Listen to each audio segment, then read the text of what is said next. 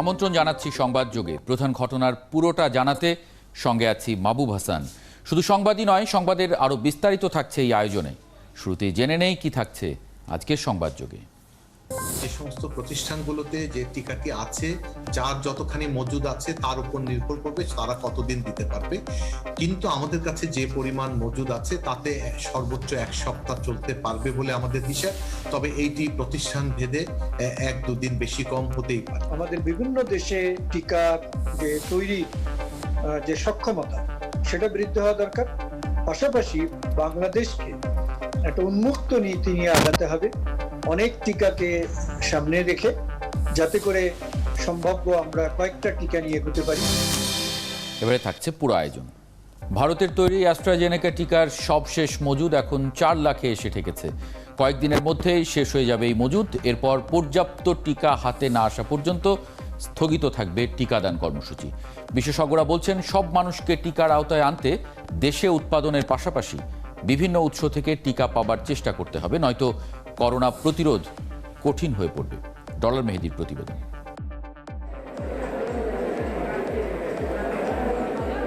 ভারত থেকে কেনা ও উপহার মিলে স্বাস্থ্য অধিদপ্তরের হাতে ছিল অক্সফোর্ডের মোট 1,03,00,000 টিকা।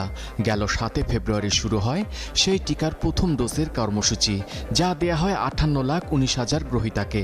এরপর 26 এপ্রিল বন্ধ হয়ে যায় প্রথম ডোজের কার্যক্রম। চলমান থাকে দ্বিতীয় ডোজের টিকা দেয়া। মঙ্গলবার পর্যন্ত দ্বিতীয় ডোজের টিকা পেয়েছেন 38,21,000 মানুষ। সবশেষ পরিসংখ্যান বলছে, প্রথম ও দ্বিতীয় ডোজ মিলে টিকা নিয়েছেন প্রায় 96,41,000 মানুষ।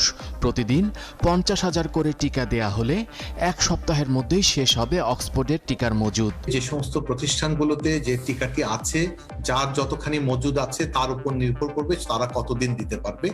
কিন্তু আমাদের কাছে যে পরিমাণ মজুদ আছে তাতে সর্বোচ্চ 1 সপ্তাহ চলতে পারবে বলে আমাদের হিসাব।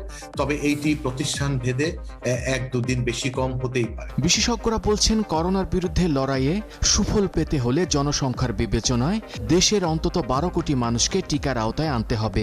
তাই দেশের টিকা উৎপাদন সহ নানা উৎস থেকে টিকা আনার প্রক্রিয়া চলমান রাখতে হবে। আমাদের বিভিন্ন দেশে টিকা যে তৈরি যে সক্ষমতা সেটা বৃদ্ধি হওয়া দরকার।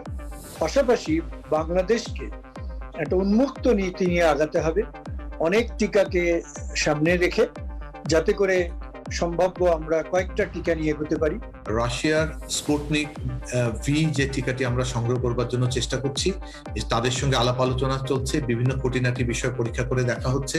গণচীনের কথা আমরা শুরুতেই বলেছি, সেটিও যাচাই বাছাই করে দেখা হচ্ছে এবং আমরা আশা করি এই মাসের শেষের দিকে বা সামনের মাসের শুরুতে এই বিষয়ে আমরা আপনাদেরকে নিশ্চয়ই আরো বিস্তারিত বলতে পারবো।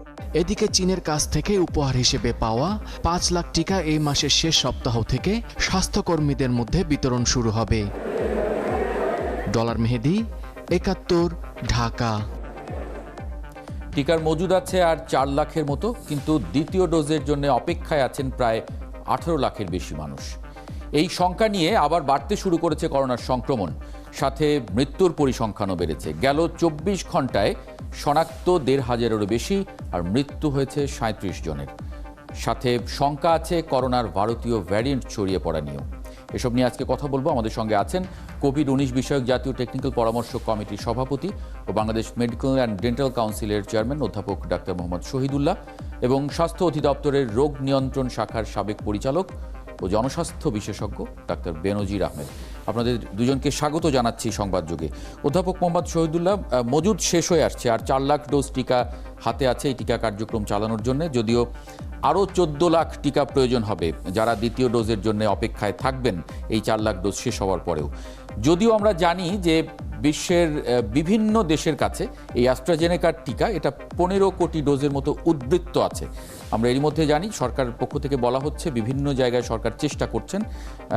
আপনি কোভিড-19 বিষয়ক জাতীয় টেকনিক্যাল পরামর্শ কমিটির চেয়ারম্যান, আপনি এই টিকা পাবার, বাকি যে 14 লাখ টিকা আমাদের দরকার হবে, সেটা পাবার বিষয়ে কোনো অগ্রগতি জানেন কিনা?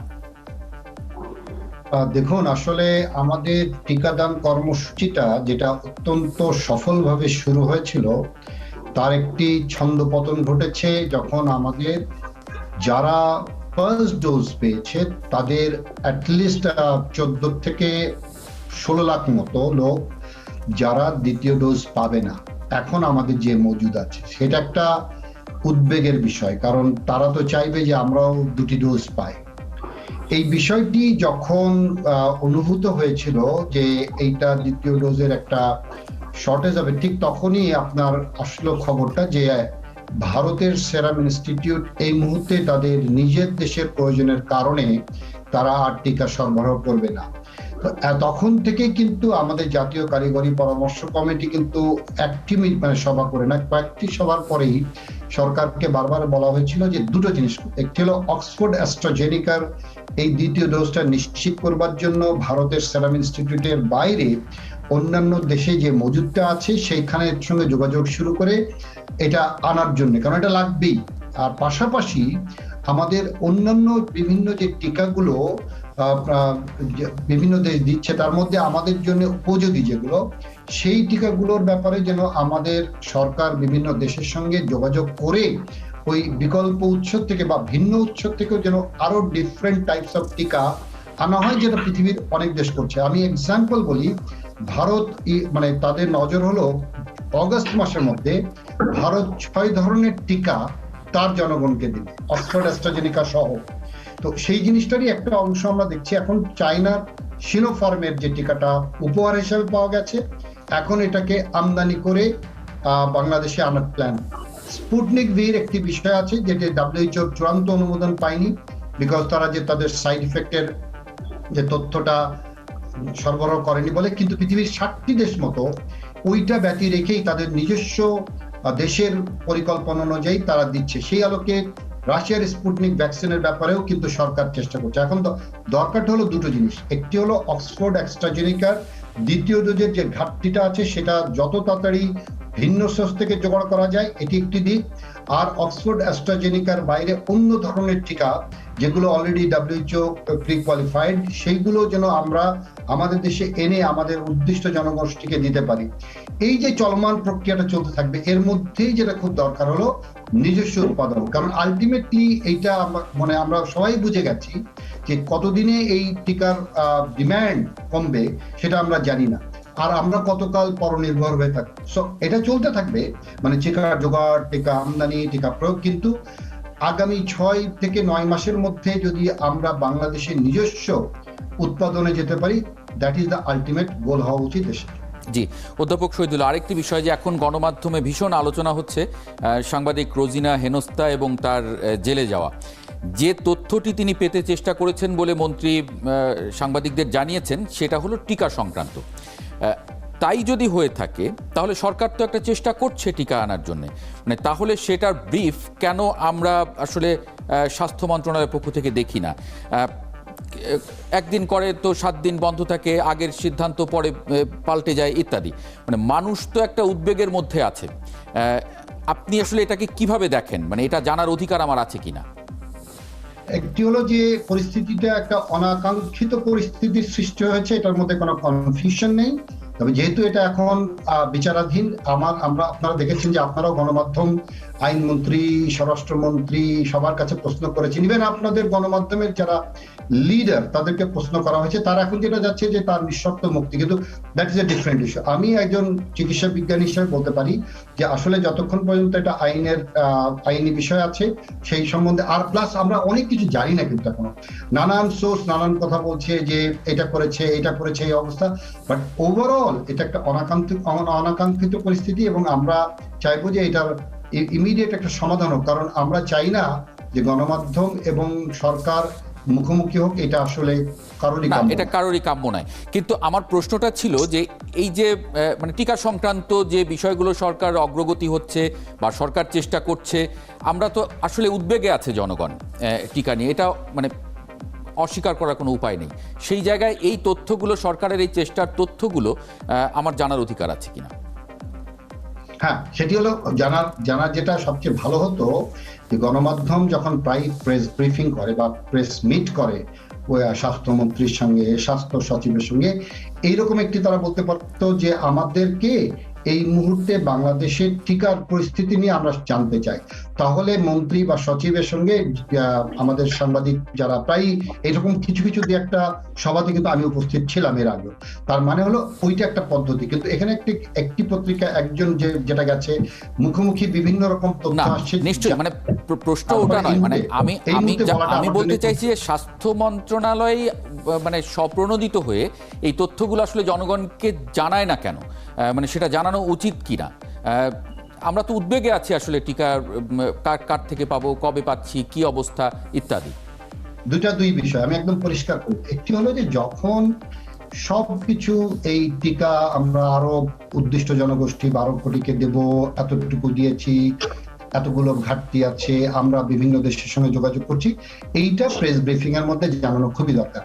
কিন্তু গতকাল আরেকটি কথা যেটা মাননীয় মন্ত্রী মহোদয় বলেছেন, যেখানে কিছু ক্লাসিফাইড ডকুমেন্ট ছিল, যেরকম পার্টিকুলারলি রাশিয়ার স্পুটনিক ভ্যাকসিনের মানে আপনার যে ক্লজ অফ ডিসক্লোজার, সেটি জানাটা কারোর দরকার, মানে কেউ যেন না জানে, এটাই নিয়ম।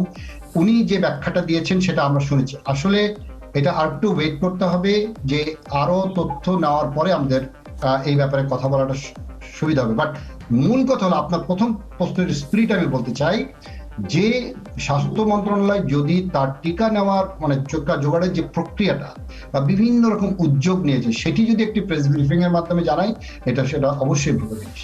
জি, অধ্যাপক বেনজির আহমেদ, মানে আপনি কি দেখছেন, হাতে না থাকার পরেও আমরা 14 লাখ মানুষকে প্রথম ডোজ দিয়ে রাখলাম, এই 14 লাখ ডোজ টিকা তো আমাদের হাতে ছিল না, 7 লাখ মানুষকে দিলে তারাও দ্বিতীয় ডোজ পেয়ে যেতেন এবং এই উদ্বেগে আমাদের আজকে পড়তে হতো না। মানে আপনি পরিকল্পনায় ঘাটতি দেখেন কিনা টিকা দানের ক্ষেত্রে? না, ধন্যবাদ। কিছুটা আছে, কিন্তু আবার পুরোটা বাংলাদেশের হাতেও না। কারণ হলো যে এগুলো তো নানা কিছু চিন্তা ভাবনা চলে সারা বিশ্ব জুড়েই। এক এক দেশ এক এক ভাবে টিকাটাকে দেখে। কেউ কেউ ভাবেন আমরা 1 ডোজ আগে দিয়ে গেলে তাহলে কিছুটা হলেও সুরক্ষা হবে। আবার কোনো দেশ অনুসরণ করেছে যে তাদের যে 2টো ডোজ যেখানে যেটা প্রযোজ্য সেইটা দিয়ে ফেলা। এখানে প্রথম দিকে আমাদের যে টিকা প্রাপ্তির সম্ভাবনাটা ছিল বা যেভাবে আমরা পাচ্ছিলাম, তাতে করে মনে হচ্ছিল যে প্রত্যেক মাসে 50 লাখ টিকা আসবে। কোভ্যাক্স থেকে আমরা হয়তো ক্রমান্বয়ে 3.5 কোটি মানুষের জন্য টিকা পাবো। তো সেগুলোর ভিত্তিতেই সম্ভবত আমাদের স্বাস্থ্য বিভাগ না, কিন্তু আপনার মনে আছে কিনা, মানে প্রথমে আমরা 20 লাখ ডোজ আমরা উপহার হিসেবে পেলাম, তারপরে 50 লাখ ডোজের কাছাকাছি বা কিছু কম বেশি আমরা পেয়েছিলাম। এর পরের মাস থেকেই কিন্তু নানান মানে আমাদের যে 50 লাখ পাওয়ার কথা ছিল সেটা কিন্তু আমরা পাইনি। আপনার মনে আছে কিনা পরের মাস থেকেই 20 লাখ ডোজ আবার দেওয়া মনে আছে, সেটা মনে আছে। কিন্তু তখনও আমার মনে হচ্ছে যে স্বাস্থ্য বিভাগের ধারণা ছিল যে তারা হয়তো পাবে, কেননা আমরা যেগুলো আলাপ আলোচনা শুনছিলাম সেটাতে এরকম ছিল। কিন্তু ভারতে যখন সংক্রমণটা খুব বেড়ে গেল, এটা নিশ্চয়ই হয়তো বা সেরাম ইনস্টিটিউট ভিতরে ভিতরে জানতো যে তাদের আভ্যন্তরীণ চাহিদার জন্য হয়তো বা তারা টিকা দেবে না, সেটা হয়তো স্পষ্ট করে বলেনি। তবুও আমার মনে হয় যে একদিকে যে হয়তো বা আমরা যখন সেকেন্ড ডোজটা শুরু করলাম তখন ফার্স্ট ডোজটা বন্ধ করে দিলে আমরা হয়তো আর একটু কভার করতে পারতাম দ্বিতীয় ডোজে। তবে জানেন কি, যে এইটা আমার কাছে তো একেবারে অনেক বড় বস্তু তা নয়। কারণটা হলো যে আমাদের বাংলাদেশের 17 কোটি মানুষ, তো আমরা যদি টিকা দিয়ে ধরেন প্রতিরোধ করতে চাই তাহলে আমাদের হয়তো 12 কোটি 13 কোটি লোককে টিকা দিতে হবে। তো সেইটা কিন্তু আমাদের এখন বড় একটা ইয়ার হয়ে রয়েছে যে আমরা আসলে কত টিকা পেতে যাচ্ছি। তো সেখানে 13-14 কোটি লোক আমরা যদি ওই আলোকে চিন্তা করি, 13-14 লাখ যে টিকা পাচ্ছে না দ্বিতীয় ডোজ, সেটা আমার কাছে অনেক বড় মনে হয় না। বরঞ্চ ভিতরে আরো অনেকগুলো বিষয় আছে। যেমন ধরুন যে আমরা যখন 55 বছরের উপরে টিকা দিচ্ছিলাম, সেখানে গ্রামের মানুষ কিন্তু টিকা নেয়নি, অনেক লোক বাকি আছে। তার মানে একটা বিরাট সংখ্যক লোক, আপনি যদি 70% মানুষ আমাদের গ্রামে থাকে তাহলে সেই সংখ্যাটা কিন্তু বাকি আছে। 2 নম্বর, বস্তির লোকজনও এই বয়সের লোকেরা নেয়। এবং আমরা যদি তারপরে ধরি যে আমাদের 12 কোটি 13 কোটি লোককে যে টিকা দেওয়ার লক্ষ্যমাত্রা, সেই টিকাটা আমরা আসলে কবে পেতে যাচ্ছি, কখন পেতে যাচ্ছি, সেদিক থেকে দেখলে এই 13 লাখটা হয়তো আমাদের সামনে আসতেছে, সেই জন্য এটা নিয়ে আমরা আলোচনা করছি। মন্ত্রণালয় অধিদপ্তর দেখছি এটা নিয়ে বেশি আলোচনা করছে।